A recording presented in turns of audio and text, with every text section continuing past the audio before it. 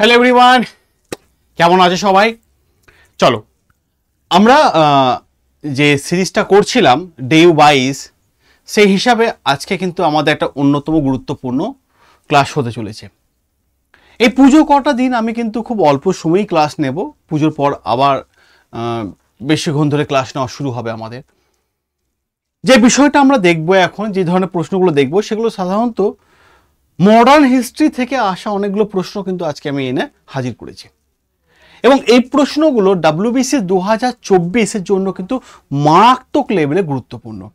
কেন গুরুত্বপূর্ণ? কারণ ডাব্লিউবিসি 2024-এর জন্য বানানো এরকম প্রশ্ন, এরকম হার্ডওয়ার্ক করে আমি এনেছি তোমাদের সামনে, প্রচুর লেবার দিয়ে এনেছি। এবং আমি চেষ্টা করি একটা প্রশ্ন থেকে যেন অ্যাটলিস্ট 10 থেকে 15টা প্রশ্ন যেন বেরিয়ে আসে।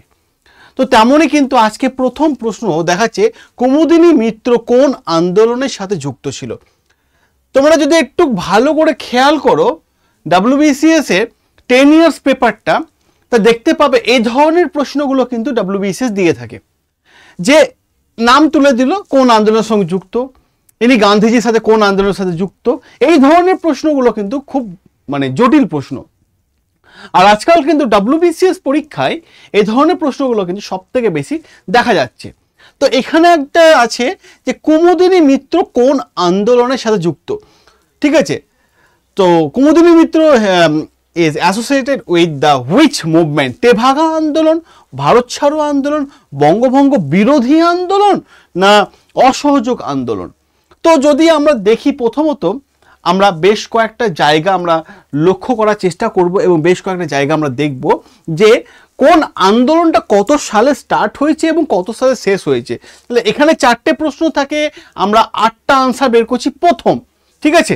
দেখো, তেভাগা আন্দোলনের কথা যদি আমরা বলি, 1946 থেকে 1946 থেকে টু 1949 পর্যন্ত কিন্তু চলেছে তেভাগা আন্দোলন। ক্লিয়ার? আমরা যদি ভারত ছাড়ো আন্দোলনের কথা বলি, ভারত ছাড়ো আন্দোলন আমরা দেখতে পাবো 1905 সালে শুরু হয়েছে। 1905 সাল থেকে টু 1911 সাল পর্যন্ত চলেছে ভারত ছাড়ো আন্দোলন। ওকে, 1911 সাল, সরি ভুল লিখলাম আমি, এখানে বঙ্গভঙ্গ যা লিখে দিয়েছি এখানে।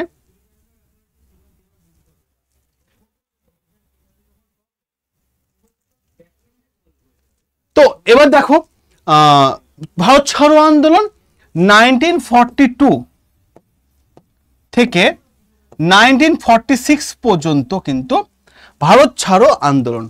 বঙ্গভঙ্গ বিরোধী আন্দোলন 1905 সালে শুরু হয়েছিল, বঙ্গভঙ্গ আন্দোলন, ঠিক আছে? এবং 1905 সাল থেকে চলেছিল 1911 সাল পর্যন্ত। এবং 1911 সালও কিন্তু আমাদের কাছে অনেক বেশি গুরুত্বপূর্ণ বিষয়। কারণটা কি? যখন ভারতের রাজধানী কলকাতা থেকে দিল্লি হচ্ছিল, আর এর জন্য ব্রিটিশরা একটা 11 জন কমিটির একজন বৈঠক করেছিল এবং সেই কমিটির সিদ্ধান্তে কলকাতা থেকে দিল্লি রাজধানী স্থানান্তর করা হয়েছে। আর এই কমিটির প্রধান কে ছিলেন? জর্জ আরুন্ডেল, যিনি হোম রুল আন্দোলন, অ্যানি বেসেন্টের তৈরি করা অল ইন্ডিয়া হোম রুল অ্যাসোসিয়েশনের চেয়ারপারসন ছিলেন। চলো, এবং অসহযোগ আন্দোলন যেটা আমরা দেখব 1920-তে স্টার্ট হয়েছে, 1920-তে স্টার্ট হয়েছে টু 1922-এ শেষ হয়েছে। তাহলে এইগুলো কিন্তু আমরা সব দেখতে পেলাম। ওকে, এগুলো কিন্তু আমরা এক এক করে সব দেখতে পাচ্ছি, গুরুত্বপূর্ণ বিষয়গুলো হয়েছে। চলো, এবার দেখো, কুমুদিনী মিত্র কোন আন্দোলনের সাথে যুক্ত ছিল? সেটা ছিল বঙ্গভঙ্গ বিরোধী আন্দোলনের সাথে যুক্ত ছিল। হয়েছে। এছাড়া এনার সাথে আরো যুক্ত ছিল কে? সরলা দেবী চৌধুরানী, ইনি যুক্ত ছিল। সরলা দেবী চৌধুরানী, ইনি যুক্ত ছিল। আর কে ছিল? লীলাবতী মিত্র, লীলাবতী মিত্র, ইনিও যুক্ত ছিল। তাহলে চলো, আমরা এখান থেকে আরো বেশ কয়েকটা জিনিস জানতে পারলাম। এছাড়া যদি আমরা দেখি তেভাগা আন্দোলনের সাথে কে যুক্ত ছিল? তেভাগা আন্দোলন বলতে পারবে? তেভাগা আন্দোলন, শিখা বর্মন, সুদীপা সেন, শিখা বর্মন,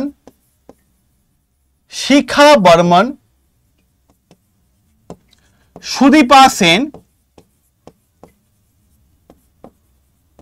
এনারা যুক্ত ছিল।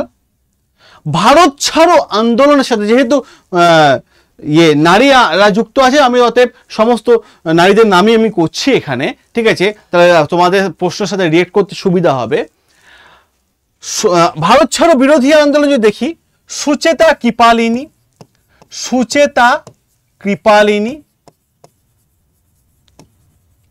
ইনি যুক্ত ছিল। এর সাথে আমি যদি আরো দেখি, অরুণা আসফ আলী, আশরাফ আলী ইনিও যুক্ত ছিল, ঠিক আছে? তাহলে আমরা দেখতে পেলাম। আর কি দেখব? আরো অসহযোগ আন্দোলনের সাথে যুক্ত দেখি, উমিলা দেবী, উমিলা দেবী ইনি যুক্ত ছিল। আমরা যদি আর একটা দেখি, সুচেতা কৃপালিনী কিন্তু এখানেও যুক্ত ছিল, ঠিক আছে? লিখে রাখো, সুচেতা কৃপালিনী, ঠিক আছে? চলো, হয়েছে। তাহলে দেখতে পেলে একটা প্রশ্নের সাথে কতগুলো প্রশ্ন বেরিয়ে আসলো। চলো পরের প্রশ্নে আমরা চলে যাই। পরের প্রশ্নে আমরা চলে যাব, সুলতানার স্বপ্ন বইটি কার লেখা? সুলতানার স্বপ্ন বইটি কার লেখা? সুলতানার স্বপ্ন বইটি কার লেখা? Who wrote the book Sultana dreams? কার লেখা? ক্লিয়ার?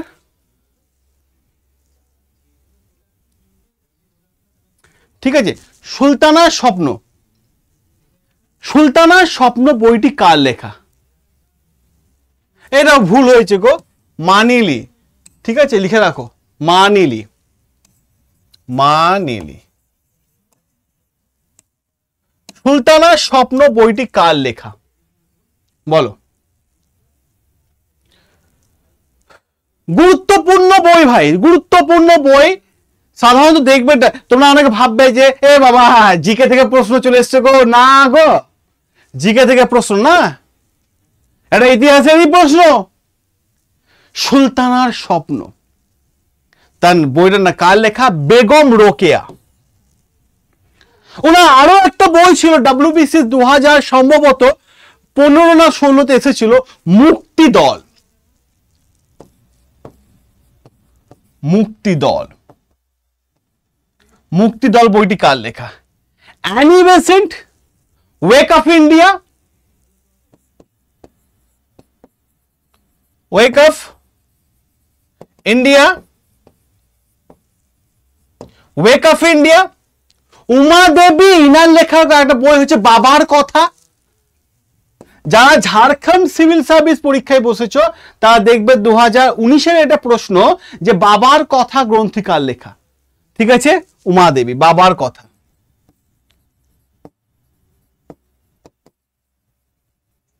ঠিক আছে, মানিলি চ্যাটার্জি, ইনার লেখা একটা বই ডু অর ডাই, যেটা গান্ধীজি বলেছিল, উনি একটা বই লিখেছিলেন। ঠিক আছে, দেখো তাহলে আমরা এখান থেকে ইম্পর্টেন্ট প্রশ্ন পেলাম। ইম্পর্টেন্ট প্রশ্ন পেলাম এখান থেকে আমরা, অনেকগুলো প্রশ্ন হয়ে গেল।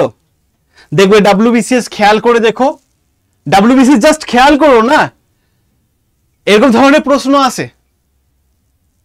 যারা ভাবো যে প্রশ্ন এনে আমরা টিক মেরে চলে যাব, আমার ক্লাসে ওরকম স্টুডেন্ট এসো না ভাই। আমি একটা প্রশ্ন থেকে আমি 20 থেকে 30টা প্রশ্ন বের করব। আমি দরকার পড়লে আমি একজনকে WBCS অফিসার বানাবো। তোমরা জাস্ট খেয়াল করবে, আড্ডা 24/7 WBCS 2023 এ প্রিলিমিনারি পরীক্ষাটা হয়ে গেল, কতজন ছাত্রছাত্রী পাস করেছে। এটা শুধু মুখের কথা বলছি তা নয়, আড্ডা 24/7 WBCS টপার চ্যানেলটা ইউটিউবে সার্চ করো, তার কমিউনিটি পোস্টে চলে যাও, কমিউনিটি পোস্টে চলে যাও। এই জন্যই আড্ডা 24/7 WBCS টপার সেরা। আর এর জন্য যারা প্রিপারেশন নিচ্ছ না তারা এখন এই চ্যানেলটাকে সাবস্ক্রাইব করো। হাতে ধরে প্রত্যেকটা সাবজেক্ট তোমাদের শেখানো হয়, ঠিক আছে, হাতে ধরে শেখানো হয়। চলো পরের প্রশ্ন আমরা চলে যাব। লক্ষ্মী ভান্ডার সংস্থা প্রতিষ্ঠাতা কে?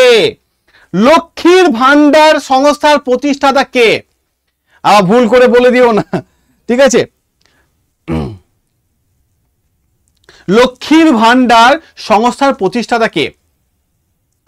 আমাদের সিএম, অনারেবল সিএম দিয়েছেন না লক্ষ্মী ভান্ডার, ওটা কিন্তু এটা নয়, ঠিক আছে?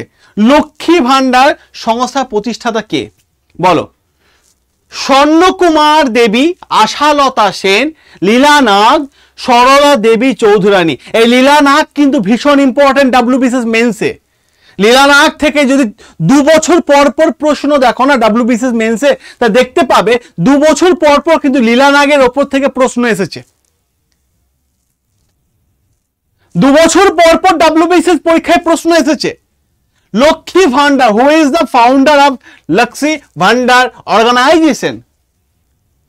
বলো, লীলা নাগ নাকি?